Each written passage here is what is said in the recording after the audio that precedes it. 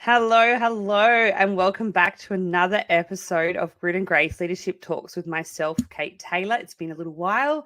I have had other business things I'm dealing with, so I'm now back. I'm ready to do some more episodes with some great guest speakers.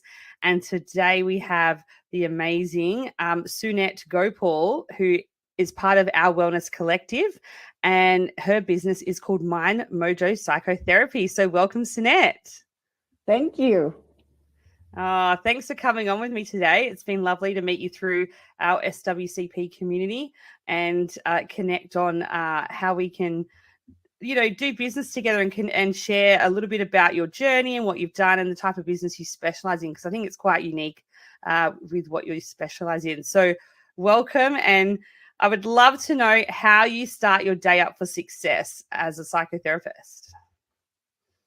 Yeah, I think your day can't start well if you didn't end well. So I have to get enough sleep. Otherwise, I'm really not fun to be around. So I do make sure I get enough sleep and proper good quality sleep. But also when I wake up in the mornings, I try to wake up early enough. I'm not a morning person at all.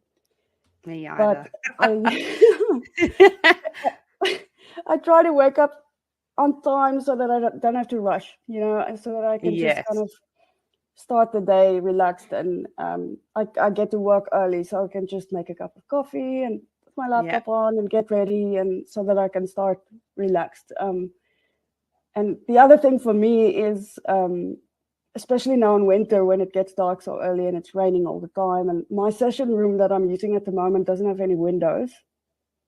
So in the mornings, every morning, I use my blue light therapy lamp. That just that's nice. So it boosts your mood.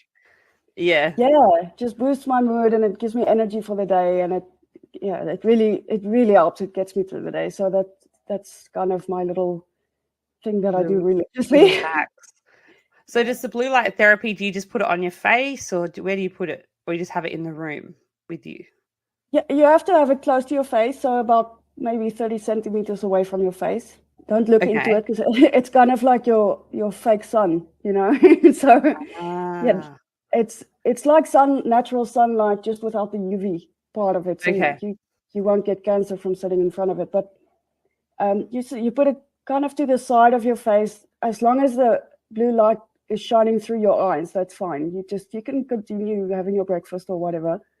As long as your eyes are open and the light can go through your eyes, you can switch it over to different brightness levels or whatever, and everyone kind of has their sweet spot of how long they should sit in front of it or whatever. So, but it really works, especially for winter depression. Man, it's brilliant.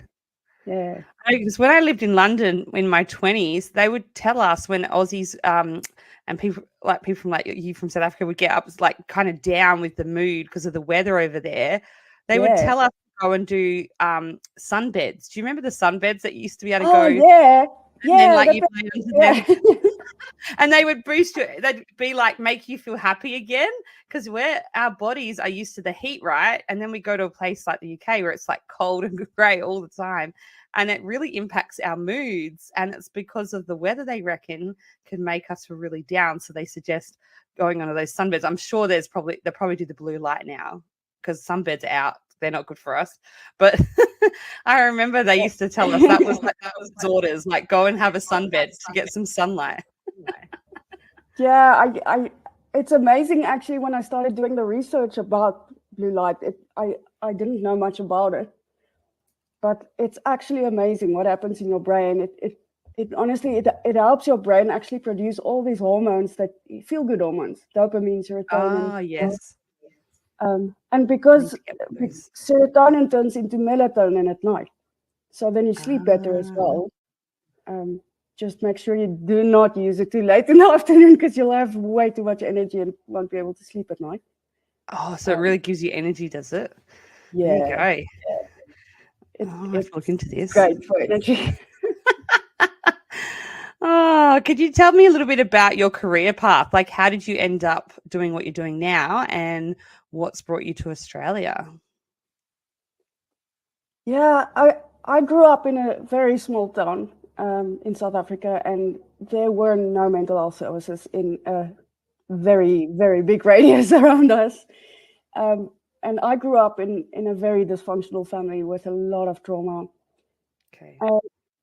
The struggle was also that apart from the fact that there was no mental health support, there was no understanding of what dysfunctional family really is, or the impact of it. Like, I was in a dorm with, I was a farm girl, and we were living in a dorm. I was living in a dorm with like 80 other girls, and friends that I had there, I had these wonderful parents and wonderful siblings, and they didn't understand when I try and explain, what's happening at home. They didn't get it.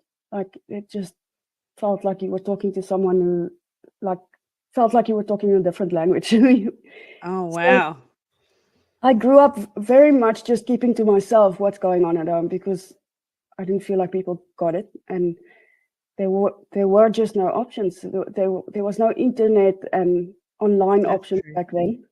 I just gave away my age, but it was difficult. But anyway, so I ended up studying psychology. But after I graduated and got my degree, I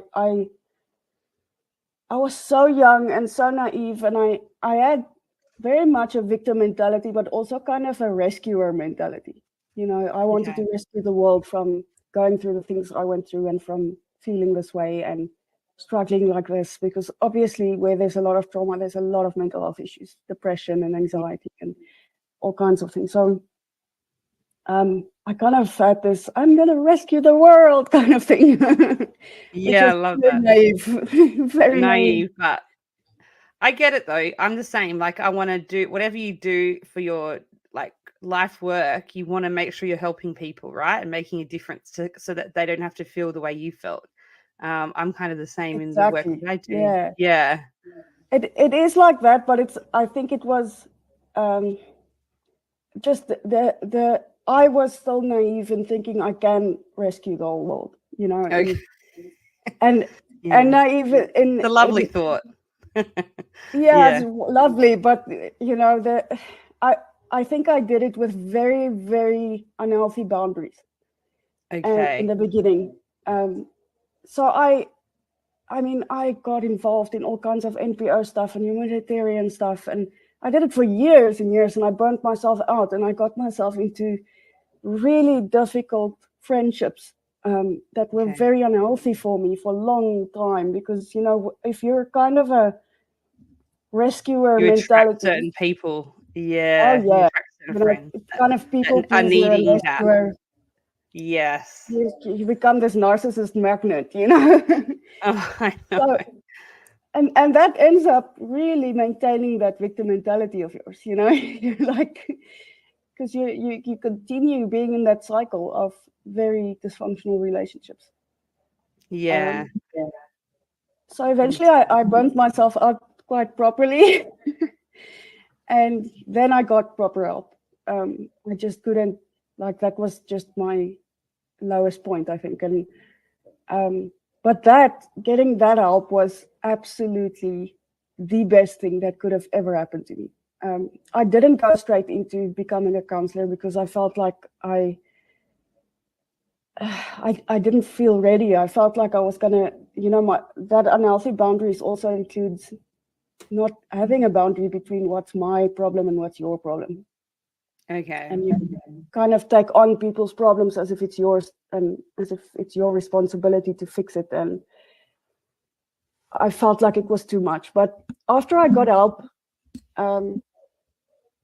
first of all, healing from my own trauma has done so much in teaching me about healthy boundaries, but also just not getting triggered by every little thing anymore. And it just absolutely changed my world. And after that, I felt like now I'm ready. Now I'm ready to be a therapist. So then I went into therapy, but I first did more training because my degree was getting old. I didn't use it for a while and whatever. So I started doing a lot of more educating myself and getting trained in different trauma modalities. Obviously, trauma was that one thing that I absolutely love to work with because of what I went through. And it's just amazing. I think one of the reasons that I do think my boundaries are healthier is also just because now I don't. Now I know what to do about the trauma. It's not a sad story and we're sitting together and feeling sorry for ourselves. Mm-hmm. It is very sad, but I know how to fix it. I know what to do about it. Love that. So now it's not this. I think if I became a therapist straight out of uni, I would have destroyed people. Honestly, I would have just made it worse and sat on a heap with them. Yeah. So eventually, I got married, and by the way, to the world's best person in the world. Oh, I love that. Yeah, so my husband is just the most adorable thing. But anyway, so we left South Africa because he, the kind of work that he does is very, very specialized, and there is no work for that in South Africa anymore.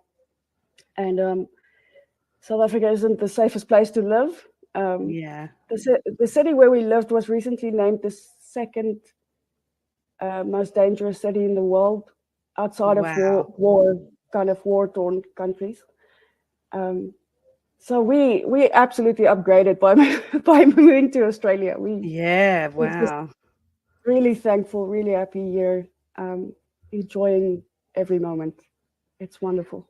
Yeah, it's such a nice life here. A lot of my friends from South Africa tell me that. They're like, you don't know how good it is to be raised in Australia and like your lifestyle and how you the kids can just walk around the streets and it's okay. And, like all these different things they tell me, like for safety that you guys would have to do to be safe in South Africa. Like, I just have no clue about that because I've been so blessed to be born in Australia and never really felt that unsafe. And so we're very lucky here, and it's great that people like you have been able to come over and help people. I think the thing that you've specialized in is the trauma space, and sometimes I've found from talking to people and the charities that I've supported through my business, someone said to me once, your wounds show you what you care about.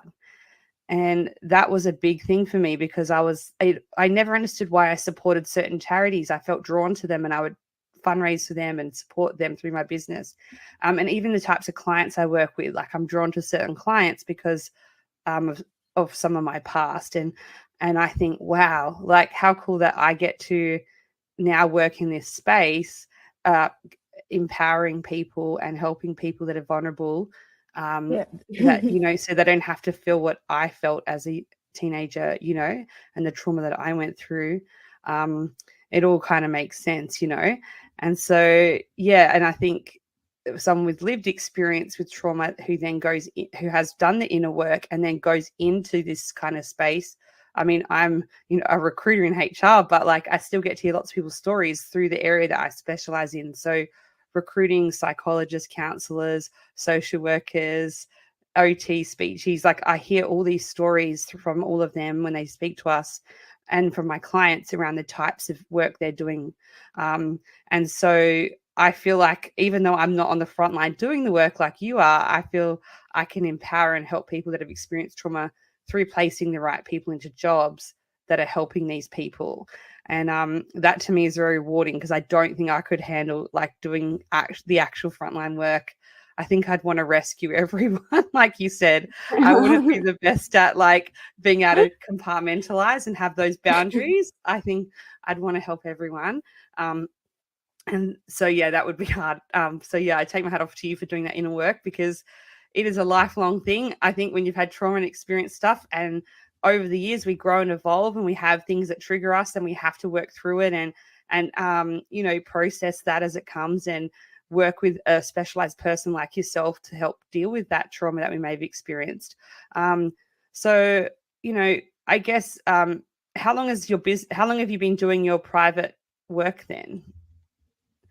So I've been a therapist now for I think 7 or 8 years, something like that. Yeah. But I only started my private practice this year, so it's still growing and developing. It's a baby. Yeah, no, that's great. Yeah, and what made so you sorry. You go. No. Yeah, so I only opened my doors in April. So I'm not even fully booked yet. You know, we're still there. We've done a lot of marketing and building, and you know, we're networking and all of that. But it's going really well. Like, there's definitely a lot of trauma out there. Definitely a lot of trauma. I know it's sad, isn't it? When you think about it, you're like, I want to help all these people, but then it's sad that these people need this service. Like that, you know, it's hard when you realize how much need there is. And I guess, tell me about, I guess you told me a bit about your past, why you specialize in trauma, but tell me about the areas of trauma therapy that you specialize in your work. So, any trauma really, but because of my childhood trauma, I really like working with adults who have childhood trauma. I don't really work with children so much, which is actually where you should start, right? If you can sort the stuff out while they're so young, it's you know, it sets them up for a much healthier adulthood.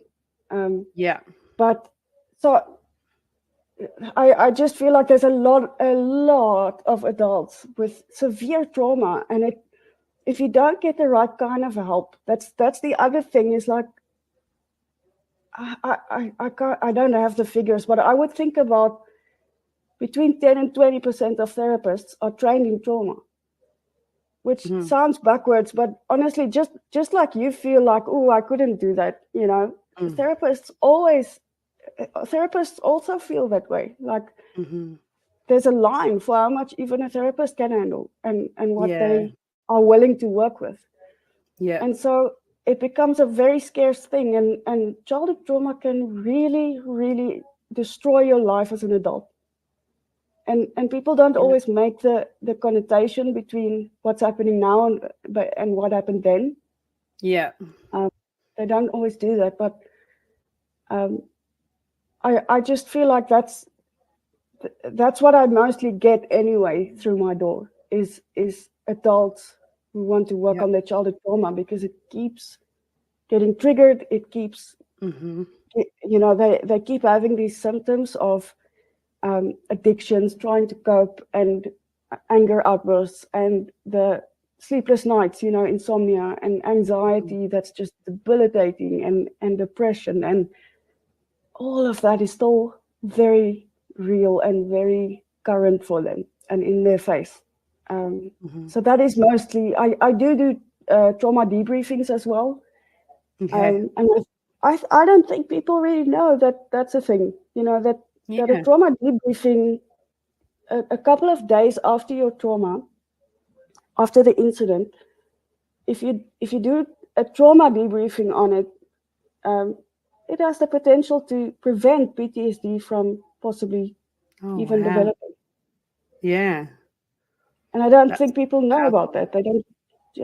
There's so little knowledge out there still, which is weird in our day and age. But yeah, there's a lot you can do about it. Definitely. Yeah. And what types of trauma? What types of trauma therapy do you do, though, with the work you do? Do you mean like the modalities I use? Like EMDR and all. Yeah. So I'm trained in several techniques because people are just different. So I initially got trained in traumatic incident reduction, which is very good, and it absolutely works. But I found it a little bit kind of intrusive. You have to really relive it a little bit, and I think there's better ways to do that. So then I got trained in EMDR, which is freaking amazing. It's just, I mean, to to sit in front of that client and see the healing literally right in front of your eyes is just amazing. It's amazing. So EMDR worked really well. Then I got trained in brain spotting, which is kind of like EMDR on steroids. Oh, wow. It developed out of EMDR. And it's just freaking, it works like a bomb. It's amazing. And also kind of a lot of somatic stuff. In other words, trauma gets stuck in your body a lot, in your nervous system. So there's a lot of psychosomatic stuff going on, symptoms in your body. Okay. And that I've been trained in a lot of somatic exercises as well to release trauma from your nervous system, which EMDR and brain spotting also does. Okay. But if you can add somatic exercises to it, it just goes so much faster, and it builds resilience a lot. It builds a lot of resilience. And yeah, using your body to calm yourself is just the best way to calm yourself. It's brilliant. Yeah. So in the end, if someone has ADHD, for example, you can't really use brain spotting too much. You can, but they can often it's hard for them. They can't concentrate. So they have to stare at one spot for a long time while they're thinking about their trauma. So then I rather do MDR, where you have to stop and start and stop and start all the time, so that they can stay on topic or whatever. So there is some limitations, but there's also like ways to get around it. Yeah, that's great. Yeah, I love that you've found different ways to help people depending on what they present with and what their, body's symptoms or reactions are to what's happened to them. Even I was having a coaching session with my coach on Friday, and she was asking me why a certain situation I'm dealing with right now in business matters to me so much. Like, tell me, like, she asked me these key questions, and she was like, how has this person made you feel? What's the feelings that are coming up for you? Ask me these key questions. And I thought, why is she asking me to rehash this stuff? Like, oh man, like, I don't really want to talk about this, And then at the end, she read it back to me and she said, so he's made you feel X, Y, Z about this situation. You feel used, taken advantage of, all these situations. And then the way she said it, it's like a light bulb went off in my mind, and it was like, this links to your childhood trauma that you've been through, and it's similar feelings. Do you know what I mean? And so she was like, so you're not just fighting this issue or this client for yourself as the woman you are now, but you're also advocating for the young girl that you were when you got taken advantage of and you couldn't speak up for yourself. And that was huge. I was like, wow. Like, I just started crying. I was just like, I never thought of it like that. I never connected the dots, but it wasn't until we did that exercise that I worked it out, and I was able to, really give myself kindness and grace and be a bit kind, have some self-care that day and just process and journal what that was like. And I'm really proud that I did that work now, because now I know I'm feeling more empowered going into this situation this week, knowing that, I'm not just fighting. I thought I was just advocating for women in business, but I'm actually advocating for the young girl I was as well. And so, that's something that I'm like really proud of, that to be doing. And as hard as the situation might be to face it, I know I've got to face it for other women in business so that they don't get taken advantage of by clients, but also myself and my younger self that I was when I was vulnerable. So it's huge. I don't think you're ever going to stop discovering stuff like this and growing and working through things, Even if you've gone through your trauma therapy, you're not going to be traumatized anymore, but you do have moments like these where you just realize, oh, that's why I feel this way about stuff like this. That's why I'm so passionate about this. That's why I'm so emotional. Usually it's the thing of like when you're feeling really emotional about a situation, you're like, and like other people would be like, why do you care so much? Like, why is this such a big thing? And you're like, oh, there must be something deeper going on here. And I'm maybe ignoring it. Like, and so I was always thinking like, how can you not feel this way about it? This is serious stuff. I know. Like, this is, the injustice of it, I think, was something that really got to me. I was like, I can't believe I'm being treated this way in this situation. And I think, like, I felt like such injustice, even though we've come so far in women's equality and empowering women to have businesses like us. I feel like there's moments like that where I feel like it's still a man's world, and we have to be empowered to speak up, and our inner child needs to come out sometimes and be like, hey, you can do this. You got to do this for me too. You survived so much. You can survive this. You can push through it. Yeah. And so, I think that work's really important as someone that's had lived experience to actually do the inner work. And like you said, there's different seasons of your life where you can focus on certain areas. So for me, like, something I want to try, my therapist's been telling me for years, is EMDR, and I haven't tried it, like I told you before. And so you're inspiring me now. I probably should start working on that, And so, like, there's different types of therapy and treatment between coaches, psychotherapists, psychologists, and I believe there's a time and place for each one. And I think it's knowing what, if you don't know what you need, then talk to a few different people in the field and that specialize in different things, and ask them if they think they could help, and why their treatment might work better than, say, a standard CBT talk therapy in a psych session. Like, I think there's a time and place for that, but I do feel for long-term healing and moving forward, that's why I really like working with coaches and psychotherapists to really kind of forward focus. So they're not just sitting in the trauma, but they're talking about, what does future Kate look like? What does she want? What does she do? And how do we get you there? And I think, rather than sitting in the trauma and the problem. And so I've tried to get a balance of the two at different seasons in my life when I've been needing that. So I definitely encourage people, I don't think you're ever fully healed from trauma. I think you learn ways to cope with it better, and you learn to,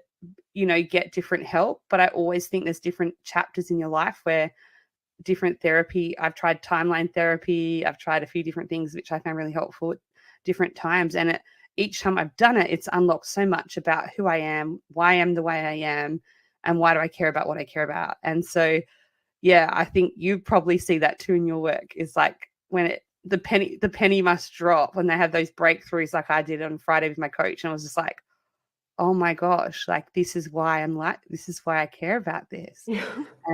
And it was just, I'm still processing it. You know what? I think what people also don't realize is different therapists are trained in different modalities, but also it's not possible for a therapist to know everything. There's just so much information out there. It's not, you can't. So every therapist on their website will have a list of things that they can work with, and that they kind of their niche area. Yeah. And you absolutely have to ask, I have trauma, okay? Are you trained in trauma therapy? Yeah. And it's not, where can you refer me to? What do you suggest? Yeah. Because traditional talk therapy does not work for trauma. And no. You're saying, I don't think you can really heal from trauma, but you can. You can absolutely. Can you? Yeah. So I'm going to challenge you again with that EMDR. Okay. All right. Give it a shot. I mean, I'll give it a shot. I just tell me what it was like when you're done. Okay, I'll come back to you. I know, and it's so important. And I think because we're people with lived experience and trauma from our past, for me, it's really important to have that wellbeing and self-care in place on a daily basis to weekly basis of things that I do to help build me up.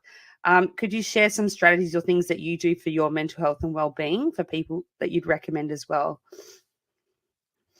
Yeah, I think, look, my job is full on. And if I just do trauma therapy for 5 days a week, the whole day, I'm going to walk around on my eyelashes. You know, I'm just not going to be a normal human being.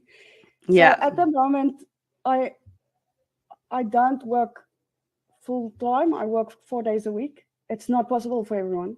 No.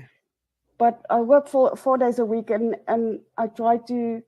My husband and I have this thing of, you know, Sundays is our cave day. That's pajama day. You know. I love that. So we try to run all our errands and do our socializing on Saturdays, and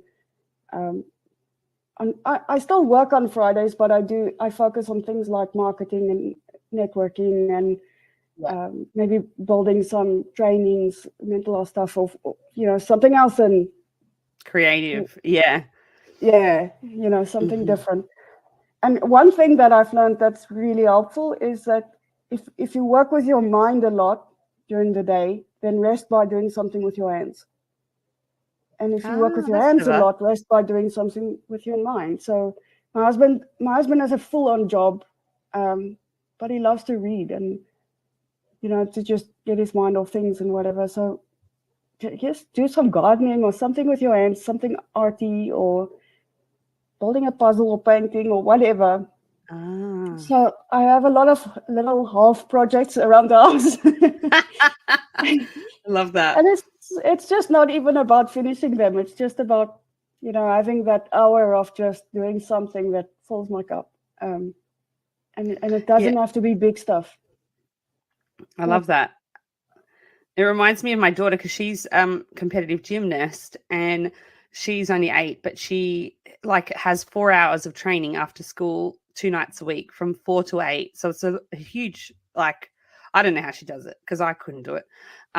But she loves it, right? She loves it.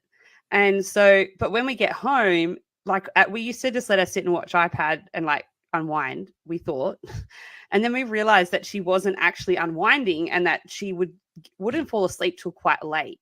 So we was finding it was like 9:30 or later sometimes. And we were like, this can't be good for her. Like she's training so hard. Surely she should be exhausted. Like, why is she not falling asleep? Anyway, then we worked out, I chatted to a few people and decided we were going to change her routine. And I said to her, no devices when you get home from gym, but you can read a book or we can play card game, like with Mummy and Daddy. She loves Uno, right? Like, so she's become quite the Uno queen. And I keep getting beaten by her. Smashed. My husband's like, oh gosh, talk about, you know, crush your parents. But she's very good at it now. But I think she just loves that connection time. So for half an hour before bed, she has to either read or do an activity with us, like card game. And so we found that she is going to sleep so much quicker because she's unwinding. So you were saying about if you're doing something physical, you need to do something with your brain to unwind. And so because she's so physical, she needs something to slow her down. And I thought the iPad would be fine for that, but apparently no, it's stimulating the brain. So well, you're going to laugh now, but the iPad has blue light in it. And blue light wakes you up and gives you energy. See, that's where I've been going wrong. I mean, it's misconception because I thought she was chilling on the couch watching it. So I thought it is unwinding, but because to me, watching TV unwinds me. But like, obviously it's too much stimulation. And so having that quiet time with the lights dimmed and, you know, reading a book or in the bedroom or if she's really tired or playing a card game if she's got a little bit more energy.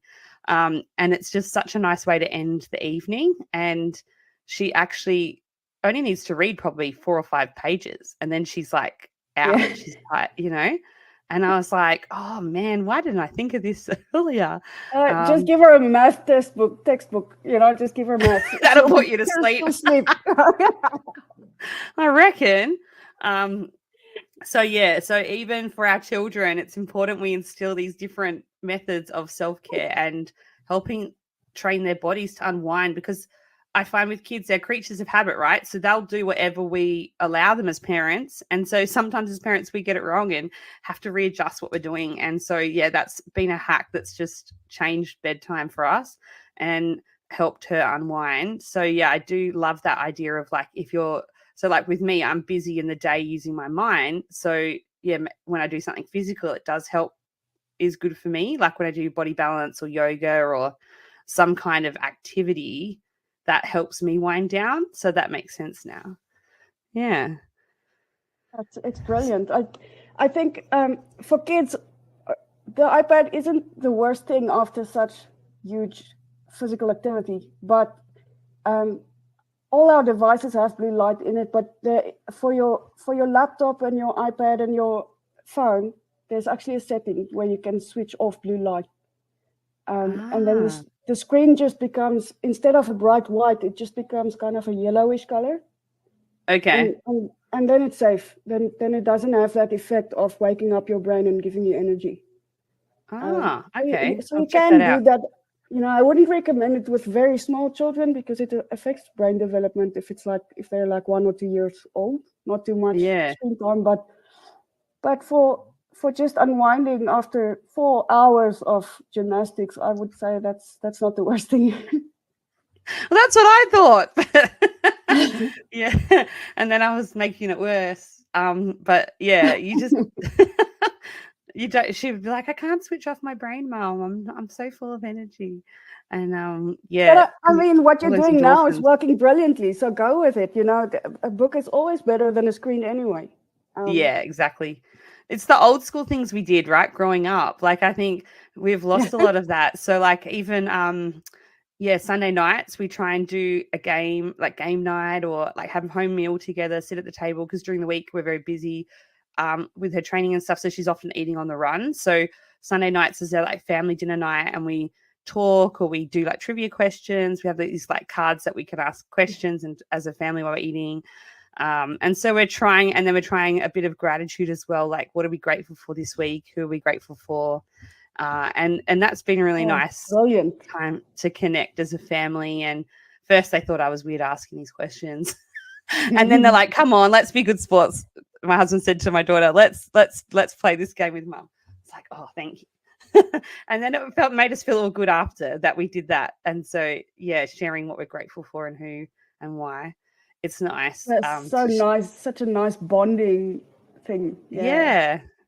And so in terms of, your favorite quotes that showcase grit and grace in life and leadership, have you got a favorite quote you want to share with everyone today? You know what? I do. I just couldn't figure out who said it. But the quote is basically fail small. And what it means is that we show so much progress and we have goals and we try hard in life, and then we make a mistake or we fail or we do something wrong, and we feel like that just messed up all our progress. That's just that one failure or that one thing that we did wrong.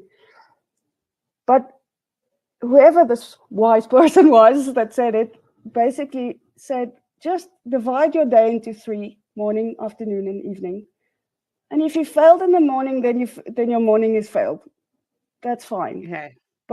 But then you're in the afternoon, and we're done with that now. Yeah. Okay. So compartmentalizing it. Yeah. But you didn't suddenly undo all your progress. You didn't fail. Your whole day is not a big fat failure now. Now it's afternoon. The morning is gone. It was a failure. Now it's afternoon. Let's get on with it. And that just really,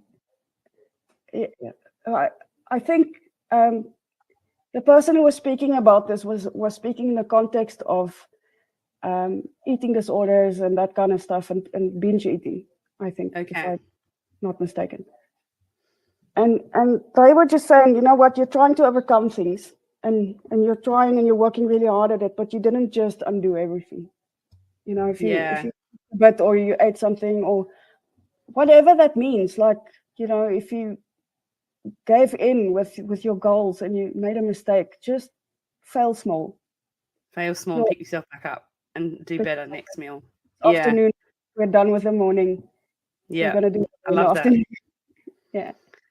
Yeah, I think that's so important, because we can often think and it's a choice, right? Like, we have to choose to switch our mindset despite our situation. And I've done some like courses and professional development, like boot camps and business boot camps, and they showed us in like 5 minutes how we can change our state and our mood because we were like feeling all tired and kind of sluggish sitting there listening to them speak to us. And then they'd put on a song and you'd have to get up and dance and just be silly for 5 minutes. And it would really like wake you up. It would be like, whoa, I'm so full of energy, and you'd feel really good. And then you'd be ready to sit down and listen again. And like sometimes it's just having a song or having something that's a bit of a reset for you. Put on your favorite song and dance, you know, and I just find that helps. Like do something different if you have to tackle something that's difficult.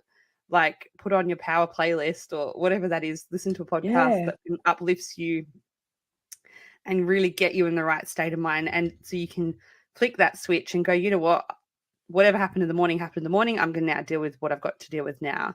And every day is a new day. So one thing I've learned through the highs and lows of my journey with mental health and anxiety as an adult is being like, some days are just hard and that's okay. Yeah. But then going, you know what, tomorrow is a new day. The sun always comes up after it's gone down, and that gives us a new chance to start fresh. And I think if I have friends or family going through a hard time, I'm like, I know it's hard today, but tomorrow it will get a little bit easier. And like, just, you know, each day, just give yourself a bit of grace and you know, and then give yourself that grit to get up and keep going. And I think that's really important. So yeah, thank you. I like that. I saw an article on social media the other day where the guy said, just run the dishwasher twice. Then, you know, and what he was the story that he told was just like, if you're not okay, then we have different rules of what you're supposed to, the goals you're supposed to reach, and expectations on yourself and all of that. So instead of rinsing the plates before you put it in the dishwasher, just freaking run the dishwasher twice.